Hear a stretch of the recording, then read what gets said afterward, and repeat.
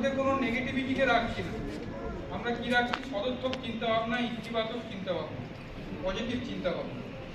Positive চিন্তা ভাবনাগুলিকে তুলে ধরছি এবং সমাজের যে সমস্ত আমরা আমাদের চারিপাশে ঘটে যাওয়া হবে। এমনও হয় যে দুর্গাপুজোর সময় দেখা যাচ্ছে যে কোনো জায়গায় জলের পাইপ ফেটে গিয়েছে, জল অন্যান্য জায়গায় বেরিয়ে যাচ্ছে, সেটা একটা খারাপ জায়গা।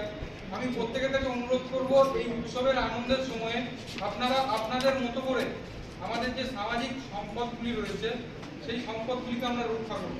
যে বিদ্যুৎ হতে পারে, এই জল হতে পারে, এবং পরিবেশের কথা তো মাথায় রাখবো, কারণ এই পরিবেশে যেখানে আমরা বেঁচে আছি সেখানে কি হয় না, প্রতিনিয়ত অনেক দূষণ চলছে। আমরা দেখি অনেক শব্দবাজি, অনেক আতশবাজি, যেগুলি থেকে আমরা আমাদের নিজেদেরকে সরিয়ে রাখবো এবং আমাদের যে সমস্ত ছোট ছোট ভাই বোন আছে, আমাদের পরিবারের যারা আছে, তাদেরকেও বলবো যেগুলি পরিবেশের কম দূষণ ঘটায় সেই সমস্ত জিনিস ব্যবহার করার জন্য।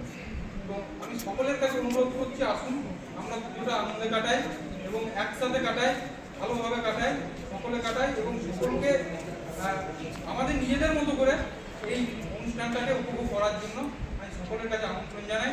প্রত্যেকে ভালো থাকবেন, সুস্থ থাকবেন এবং আমাদের যারা স্টুডেন্ট আছে সমস্ত স্টুডেন্টকে আপনারা সহযোগিতা করবেন, আশীর্বাদ করবেন, কারণ আপনাদের আশীর্বাদ আমাদের আগামী ভবিষ্যতে এগিয়ে যাওয়ার পথে অনেক অনেক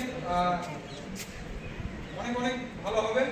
তাই প্রত্যেকে আপনারা আসুন, আমরা একে অপরের পাশে দাঁড়াই যতটা পারি নিজের মতো করে, এবং ফারাক্কা গভর্নমেন্ট হাই স্কুলে যেন আগামী দিনেও এই ধরনের অনুষ্ঠান করতে পারে আমি আপনাদের কাছে আশা রাখবো এবং আপনারাও আশা করি আপনাদের সহযোগিতার হাত বাড়িয়ে দেবেন। প্রত্যেককে ধন্যবাদ জানাই।